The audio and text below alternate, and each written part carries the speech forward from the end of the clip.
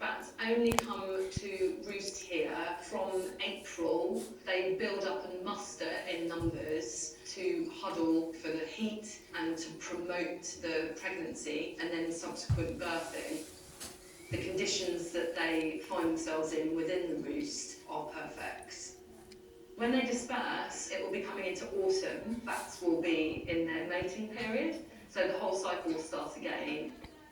It's really interesting to think what the people who were living and who were working here knew about them. And if we're looking at the Old English words for bats, names like baka, remus, rattlemouse, they show us that they at least already knew the names bats. Another way to get a sense of what people in the medieval period felt about bats is to look at the medieval texts that were in use then. So for example, Bodiam Castle has got a chapel. Christianity was a really important part of daily life in medieval England.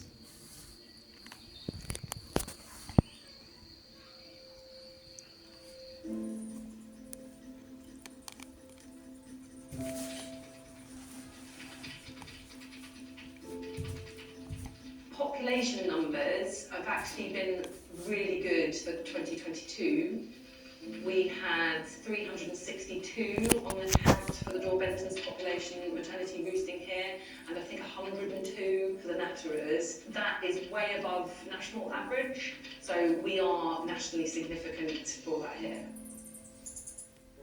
It is a myth that bats can't see. Focus. They can see just as well as us, but they have incredibly acute hearing and will use echolocation at night and at dusk when conditions for sight aren't that great. They're the only creatures on the planet to echolocate apart from most species of whale, which use sonar. The features in the landscape around Bodiam Castle are incredible for other bats as well. We know that we have the noctule species that's been recorded, and they really like to roost within tree cavities and holes. And we have lots of high potential bat roosting trees in our grounds in the parkland and out in the estate, and probably in the wider landscape as well. In the immediacy, we've got the moat, we've got the river Robber just south of the castle, and obviously these water bodies are excellent for the Dorbentons, but they will also provide edge habitats, tree lines, hedgerow, anything where insects are congregating.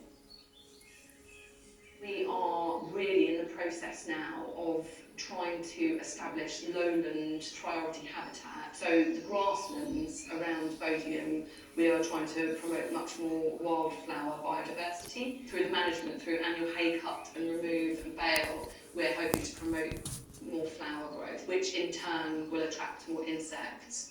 My hope for the future of the bats at Bodiam Castle is that we continue forth with the excellent management that we have begun and enhance the surrounding landscape, our parkland, by diversifying nature with best practice management.